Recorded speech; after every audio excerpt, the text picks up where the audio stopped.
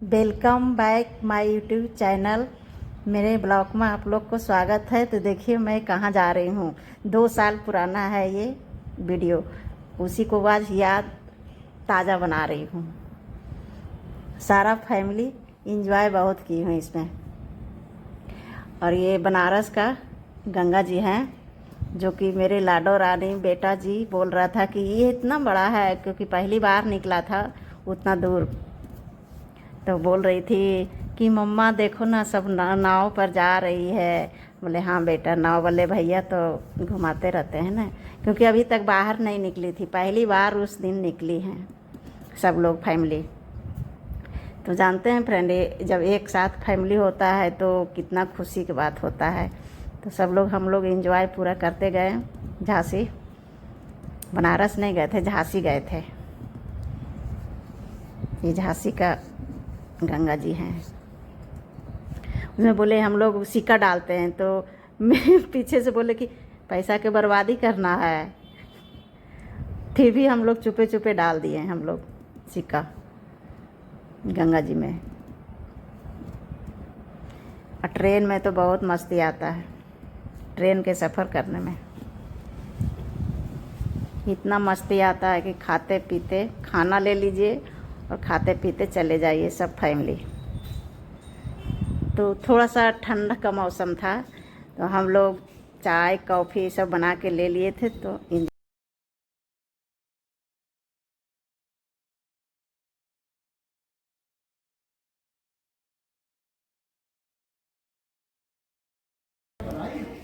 संघ झालर की ध्वनि हुई, सड़क पे से लकड़ियां बेचने वाला लकड़हारा उनके मकान में आ गया। प्यास से दुखी लकड़हारा कथा श्रवण करने लगा। श्रवण माने सुनने लगा। कथा श्रवण की, प्रसाद ग्रहण किया और भक्ति युक्त क्या बोला, इस पूजा से क्या फल की प्राप्ति होती है। तो उसने क्या बताया, लकड़ उसने ब्राह्मण ने बताया। एक बाबा आया था, सत्यनारायण जी की कथा का भेद बताया था। उस दिन से मेरे यहाँ धन धान की वृद्धि हुई है और आज हम इस मुकाम पर पहुंचे, उन्हीं की कृपा।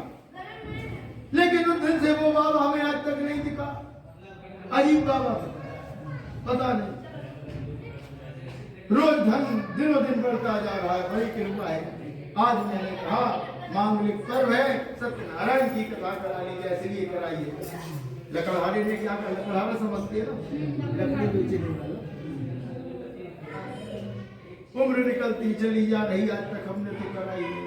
काल गांव में लकड़ियां बेचने से जो धन मिलेगा, सत्यनारायण महाराज का उत्तम व्रत पूजन में। मन में विचार किया, लकड़ियां सिर पे रखी, धनवान धनवान लोगों की नगरी में जाकर बेची। 4 गुना मिला ज्यादा दाम। जहां रोज बेचता था वहां नहीं गया, दूसरे गांव में बोले आज इस गांव में जाके देखे कहा है। वो था धनवान लोगों का, 4 गुना मिला ज्यादा दाम। प्रसन्न हुआ लकड़हारा, बाजार से लाया सब सामग्री, भगवान सत्यनारायण का पूजन अर्चन की सामग्री लाया और रचाया पूजन। उस व्रत के प्रभाव से वह लकड़हारा धन पुत्र आदि से युक्त हुआ, दीर्घायु पाई, अंत में शिवलोक धाम को गया। सत्यनारायण व्रत कथा 2 अध्याय। शुभ मंगलम बोलो सत्यनारायण।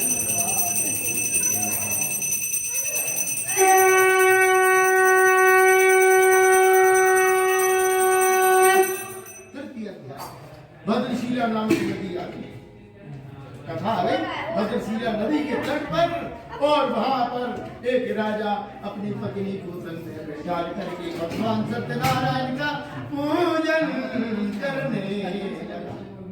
अब पूजन कर रहा, राजा खड़ा देख रहा, और एक तरफ राजा पूजन कर रहा और बानिया खड़ा दूर से देख रहा। आ गया, प्रणाम किया, बंदगी, बोले साहेब बंदगी। बैठ गया राजा के पास, भगवान को प्रणाम किया। बोले भक्ति युक्त चित्त होकर के यह किसका पूजन किया जा रहा है। राजा ने कहा हे साधु मानिया, उसका नाम था साधु। बोले हे साधु मानिया, सभी मनोकामनाओं को पूर्ण करने वाला और संतान को देने वाला सत्यनारायण महाराज का व्रत पूजन किया जा रहा है। बानिया तो बड़ा मतलब ही होता है। आम नींबू बानिया जे मस के रस बिना इनसे रस नहीं ले सकते। आम बिना दवाई रस नहीं, नींबू बिना रस नहीं मिल सकता। ऐसे ही मतलब की बात क्या बोला, मेरे कोई भी संतान नहीं है और इनकी कृपा हुई ओ मेरे यहाँ अगर पल ना डलेगा, पलना डलेगा समझे, संतान होगी तब मैं जो है सत्यनारायण की पूजा कराऊंगा। हाँ वैसे बोला बानी तो हो गया संपन्न। ये तीसरा अध्याय है। बोला जो राजा थे आप करना। हाँ नदी का जल लिया तो संकल्प लिया, क्या कहता है कि हम गंगा उठाते हैं, अगर मेरे यहाँ संतान होगी तब मैं इनके प्रसाद लिया राजा से, अपने घर जाकर अपनी स्त्री लीलावती को ग्रहण करा दिया, दे दिया, ग्रहण करा दिया। अब भगवान सत्यनारायण की पति के साथ आनंदित हो सांसारिक धर्म से प्रवृत्त हो करके गर्भवती हुई लीला दस अम्माएं में सुंदर कन्या ने जन्म लिया। लीलावती बड़ी धार्मिक और सेठ जी बड़े कर्मी, धन उनके जेब से निकलता नहीं था धर्म में। लीलावती बड़ी धार्मिक कहने लगी आचार्य जी आएंगे, बाबा आएंगे और जन्माक्षर बताएंगे, इस बच्ची का क्या नाम रखा है। इस मांगलिक पर्व पर इसके बच्चे के कान में मंत्र पढ़ा जाता है ना, बच्चे के जब नाम रखा जाता है बच्चे के कान, मेरे बच्चे का भी नामकरण कर दीजिए। बच्चे का आज 17 जून का ये 17 जून का लिख करके देना, बेटे का दिन पुख नक्षत्र में कर देगी। मंदिर ले आइएगा, हमारे शिवरी बाजार में मंदिर में बैठते हैं, हनुमान जी का मंदिर बाजार में तो है, ले आइए बच्चे के मन या घर बुला लीजिएगा, जब उसमें शिफ्ट हो जाए तो कर देंगे। अब इसमें तो टाइम लगेगा ना। तो इस तरह से जो है बोले आचार्य जी आएंगे, जन्माक्षर बताएंगे, इस मांगलिक बेला पर सत्यनारायण की कथा क्यों नहीं कराएंगे, तुमने तो कहा था।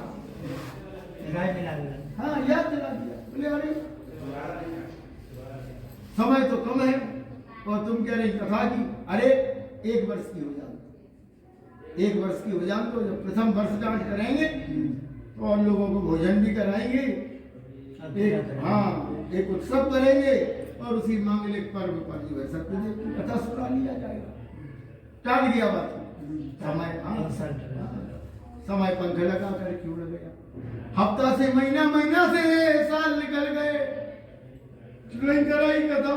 जिस दिन उसका जन्मदिन पहला जन्मदिन पड़ा, कहला तो हमें व्यापार के काम से बहुत आवश्यक, अति आवश्यक जाना है बाहर, आज तो हम रुक ही नहीं सकते।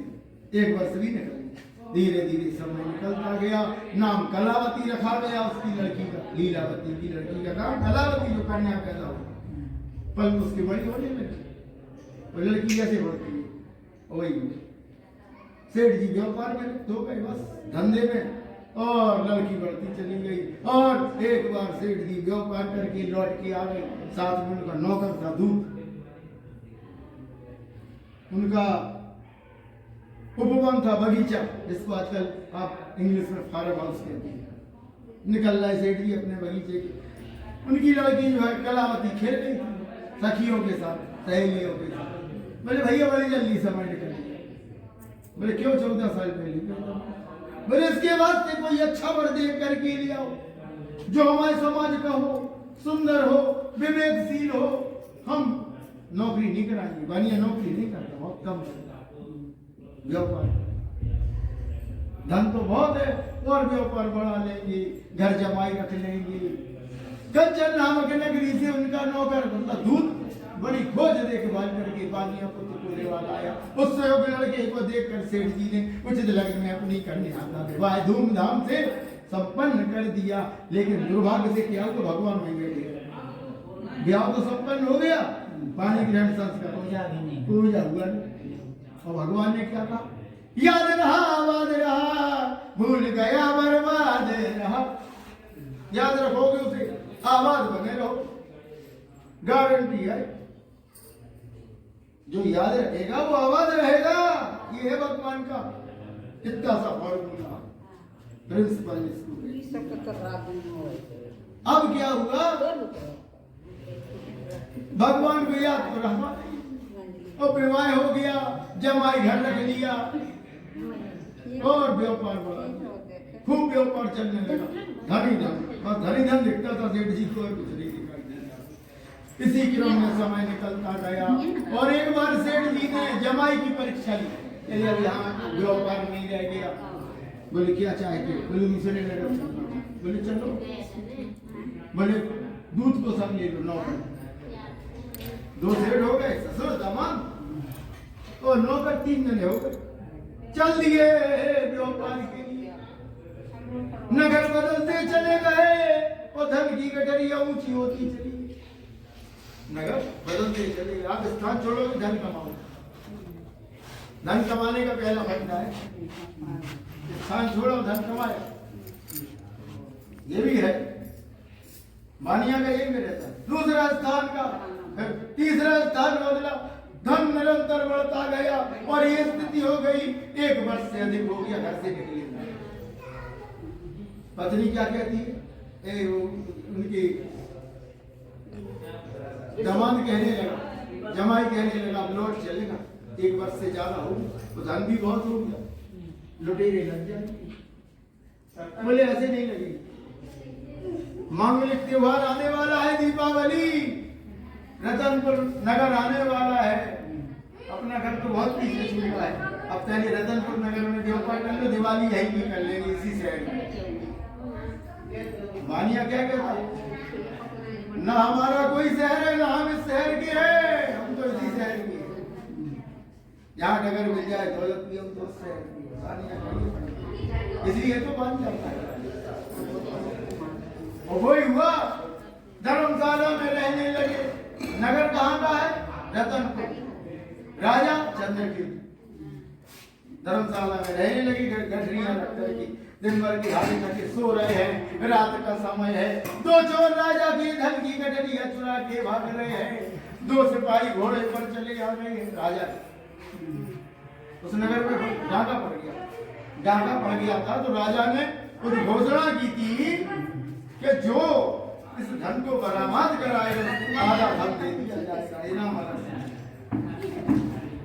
सिपाही है, रात में घूम रहे थे, भूरे घोड़े पर उन्होंने देखा दरवाजा धर्मशाला का खुला है, चलेगा अंदर, देखा वही गठरिया रखी है, यहाँ चोरी हुई थी। बोले ये तो राजसी वस्त्र है, तो ये कौन लोग सो रहे हैं? बोले गठरिया में कहा उठाया इन लोगों को। तो कहने लगे ये गठरिया तो हमारी नहीं है। और बोले ये हमारी, ये बोले ये हमारी, ये तुम्हारी नहीं, ये नहीं। बोले धन तो तुम्हारे पास से, कहाँ के रहने वाले? बोले हम लक्ष्मणपुरा के रहने वाले। तुम चोर हो, कहीं के रहने वाले, जहाँ तो सरदार हो, अपना गिरोह संचालन यहीं लेके लेके तो जमा यहाँ कराते हो सब धन है।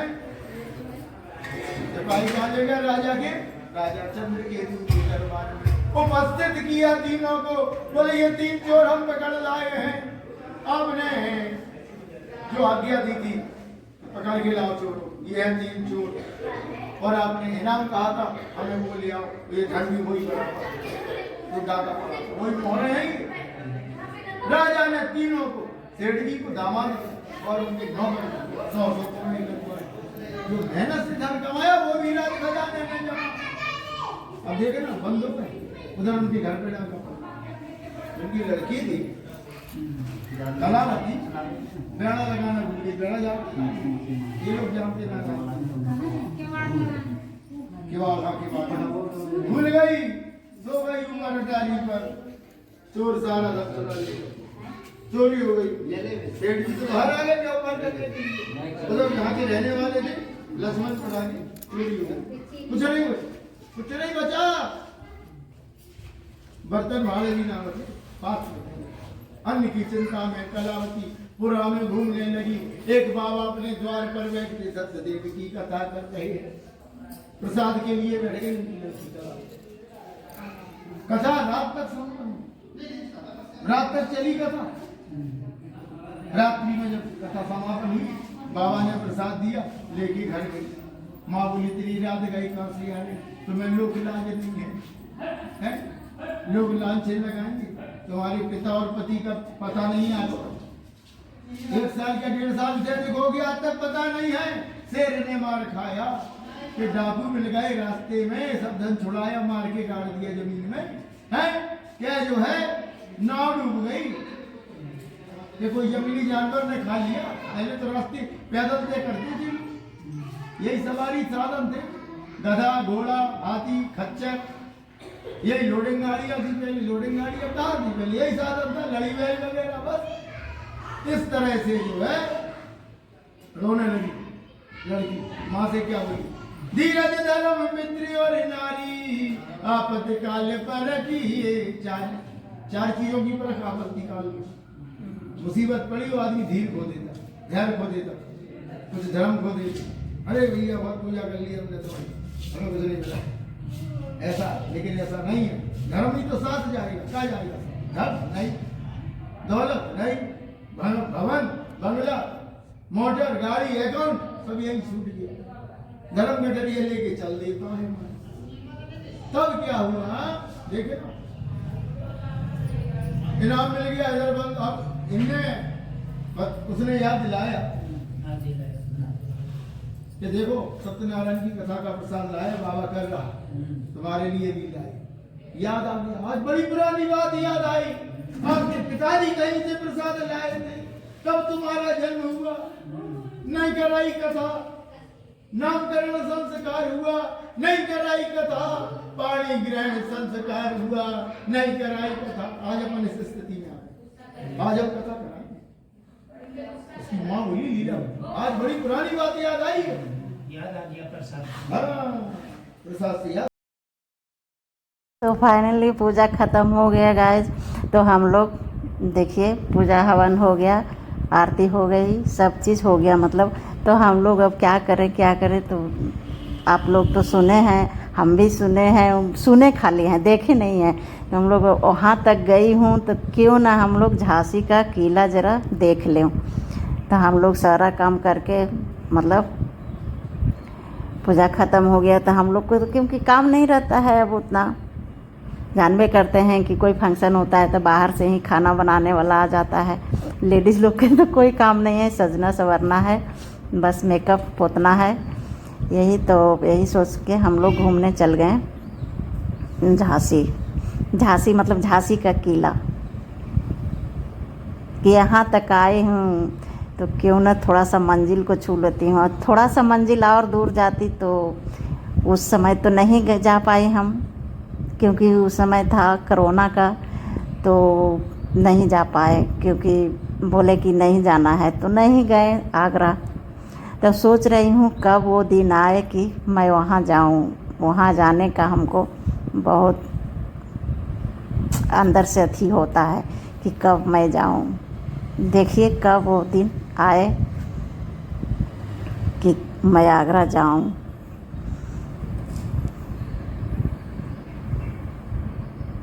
पंडित जी तो जानवे करते हैं इतना जल्दी कर रहे थे, फिर भी देरी हो रहा था। जितना मतलब हवन के लिए होगा तब ना, पूरा सब परेशान हो गए थे। फिर देखिए मेरे सासू माँ, ननद, ये देखिए अब झांसी आग के किला हम लोग घूम रहे हैं। घूमने में तो बहुत अच्छा लगता है, कि इतना सारा अच्छा लगता है ना कि मत पूछिए।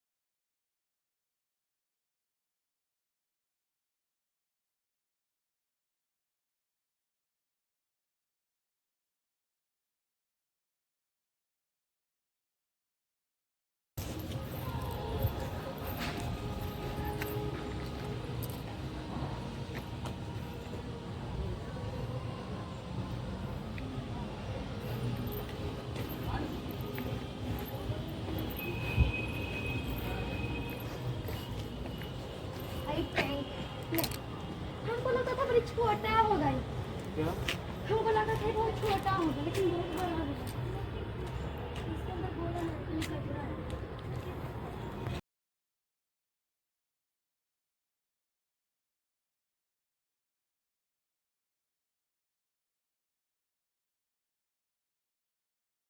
पूरा झांसी का किला घूम लिए गाइस फ्रेंड। तो देखिए मैं जहाँ की झांसी की रानी स्थापित है वहाँ पर हम लोग गए ही नहीं। हम लोग के क्योंकि अनजान है, अनजान के जगह तो हम लोग को पता ही नहीं चला था, हम लोग वापस आ गए। क्या करूँ, अब देखे ही नहीं है। तो देखिए अब अगले बार नेक्स्ट ब्लॉक में लाऊंगी। वहाँ पर मैं पहुँच नहीं पाए हम लोग, क्योंकि हम लोग को देखल नहीं था।